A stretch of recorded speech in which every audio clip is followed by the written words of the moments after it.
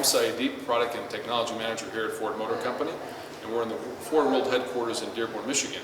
And the question today is, what are we doing to kind of get more fuel economy out of our vehicles? And there are a number of things. The car here, right here next to me, example of the Mustang, what have we done to get more fuel economy out of a performance car? And of course, we're doing this on every car, not just performance cars. How can we eke out the most miles per gallon for the consumer so you make less trips to the fuel pump and still have fun driving? Obviously, the easiest one, of course, is engine. Take the engine. If you've noticed in our cars, we've gone from V8 engines, we've downsized to what we call V6s, and now today there's a lot of great four-cylinder engines. And eliminating cylinders is one quick and easy way, not easy but quick, to help fuel economy. Now, so that's one area. And so you have a range giving the customer a four-cylinder, a six-cylinder, eight. I love eights, that's just me. But other folks, of course, want a more fuel-efficient four. We offer both. You can do that if you like. And then you take a transmission. A transmission really is a bunch of gears like on your bicycle.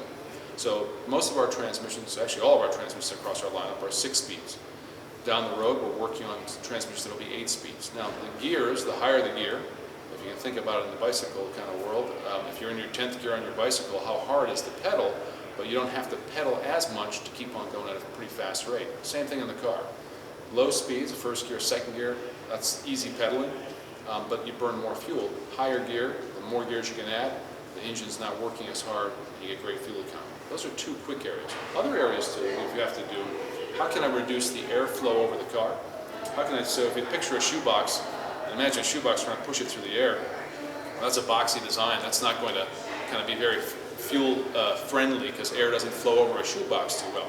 So you can look at what we've done here. You kind of just even on the Mustang, the way we've kind of taped these edges here, what we've done, everything in here is purpose. Now, it just doesn't just look good, but it also is designed in a way to reduce what we call that drag, running into the wind.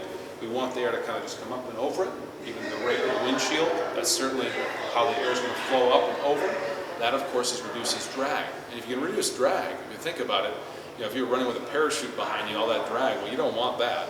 So how do I take that air, which is kind of an equivalent to a car, unfriendly, kind of slows you down, and have me slip through the air? Now you can certainly design a jelly bean, which a jelly bean would go through the air great, but most folks don't want to drive a jelly bean. They want a little more style than a jelly bean. We like eating them, we don't like driving them.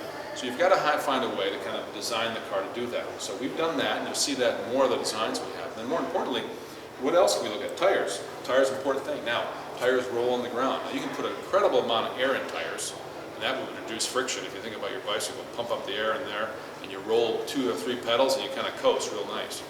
But you can't do that in the car because the car's got to give you a nice smooth ride. If you ride your bike with full of air, it gives you a harsh ride. So we got to balance that, not too much air in there, and then design a tire working with our tire makers to say, okay, how can you reduce friction in this tire, still give me all that great handling a car like the Mustang wants to deliver, but gives me some friendly fuel. So that's another area that we work on. So it's a combination of things. There's really not one.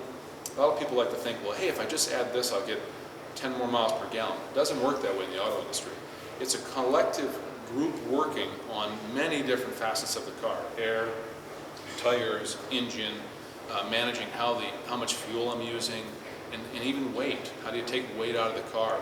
And the more weight I can take out, the friendlier I can be in terms of that gallon of fuel. I can get a lot farther with a lot less weight. So you think about all that teamwork that has to happen on a car. There's so many different people, so many different areas, all working toward a common goal, which is improving fuel.